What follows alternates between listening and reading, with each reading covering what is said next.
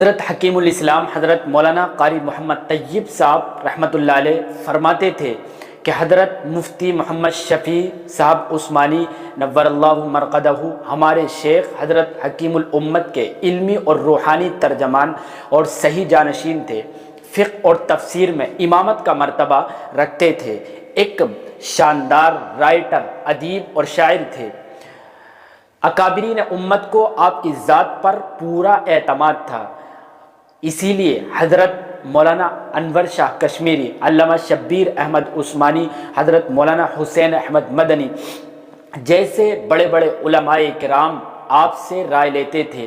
آپ کو وقت کا محقق، مفسر اور فقیہ تسلیم کرتے تھے۔ تو آج ہم انہی یعنی حضرت مفتی شفیع صاحب کے بارے میں مختصر طور پر جاننے کی کوشش کرتے ہیں۔ تو یاد رکھیں کہ حضرت مفتی محمد شفیع صاحب عثمانی 1897 عیسوی کو دیوبند میں پیدا ہوئے۔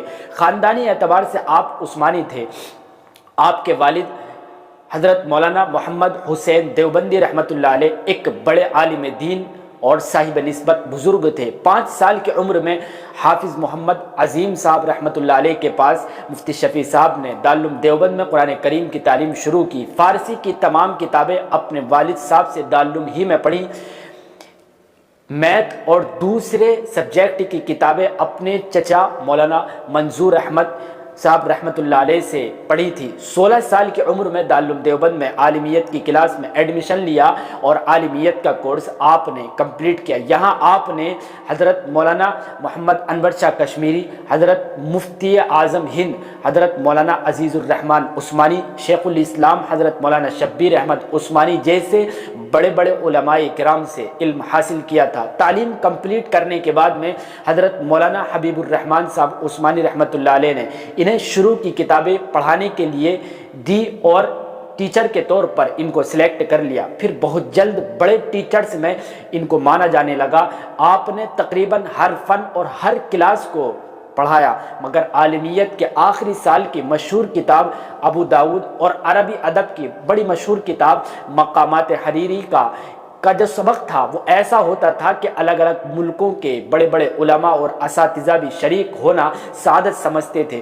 دارالعلوم دیوبند میں یہ پڑھانے کا سلسلہ تقریباً 27 سال تک رہا۔ اس 27 سال کے عرصے میں Indonesia, Malaysia, Singapore, Burma, Afghanistan, Bukhara, Samarkand وغیرہ کے تقریباً 30,000 سے زیادہ اسٹوڈنٹس نے آپ سے علم حاصل کیا۔ دارالعلوم دیوبند میں پڑھانے کے درمیان حضرت مفتی اعظم ہند حضرت مولانا عزیز الرحمن صاحب عثمانی صاحب نے فتوے کے سلسلے میں آپ سے کام لینا شروع کیا۔ وہ سوالات کے جوابات خود لکھتے اور آپ سے لکھواتے تھے۔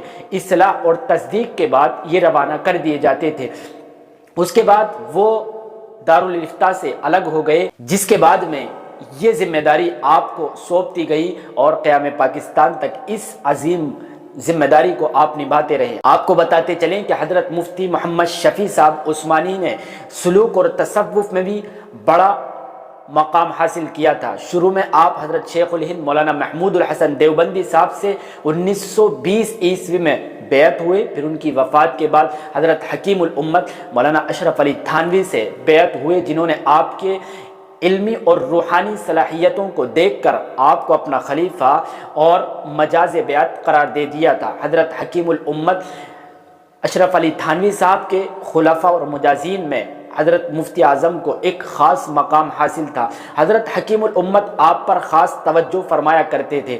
آپ تقریباً 20 سال تک حضرت حکیم الامت مولانا اشرف علی تھانوی صاحب کی صحبت میں رہے۔ آپ کو بتا دیں کہ حضرت مفتی محمد شفیع صاحب عثمانی نے پڑھنے پڑھانے اور تبلیغ کے علاوہ، اصلاح و تبلیغ کے علاوہ لکھنے لکھانے کا کام بھی کیا۔ تقریباً یہ بیان کیا جاتا ہے کہ آپ 300 سے زیادہ کتابوں کے رائٹر ہیں، اور ساتھ ہی ساتھ حضرت مفتی اعظم نے دینی اور علمی خدمات کے علاوہ سیاسی اور ملی خدمات بھی انجام دی ہیں۔ آپ نے حضرت حکیم الامت مولانا اشرف علی تھانوی رحمۃ اللہ علیہ کے مشورے پر تحریک پاکستان میں زبردست حصہ لیا اور کھلم کھلا مسلم لیگ کی حمایت فرماتے رہے۔ قیام پاکستان کے بعد شیخ الاسلام حضرت علامہ شبیر احمد عثمانی کے حکم پر دیوبند سے کراچی کو ہجرت کی اور پھر یہاں آ کر ملک میں اسلامی دستور کو نافذ کرنے اور دینی تعلیم کے لیے کوشش کی۔ یہیں حضرت شیخ الاسلام علامہ عثمانی صاحب کی وفات کے بعد جمعیت علماء اسلام کے مرکزی صدر بنائے گئے۔ 1953 عیسوی میں علامہ سید سلیمان ندوی کی وفات کے بعد تعلیمات اسلامی بورڈ کے آپ صدر بھی بنائے گئے اور 1958 عیسوی تک یہ خدمات انجام دیتے رہے۔ اس کے ساتھ ساتھ دینی تعلیم کو پھیلانے کا بڑا احساس پیدا ہوا، چنانچہ اس کے لیے ایک مدرسہ یعنی دارالعلوم کراچی کی بنیاد رکھی، جو چند مہینوں کے بعد ایک مرکزی دارالعلوم کی شکل اختیار کر گیا۔ بہرحال حضرت مفتی محمد شفیع صاحب ساری زندگی خدمت اسلام اور مسلمانوں کی خدمت میں مصروف رہے، آخر دم تک پڑھنے پڑھانے، فقہ اور فتاوی اور تبلیغ میں مصروف رہے۔ آخر میں آپ کو بتلا دیں کہ 5 یا 6 اکتوبر 1976 عیسوی کی درمیانی رات کو آپ اس دنیا سے رخصت ہو گئے۔ 1 لاکھ سے زیادہ مسلمانوں نے آپ کے جنازے میں شرکت کی اور مشہور بزرگ حضرت ڈاکٹر مولانا عبدالحی آپ کی نماز جنازہ پڑھا۔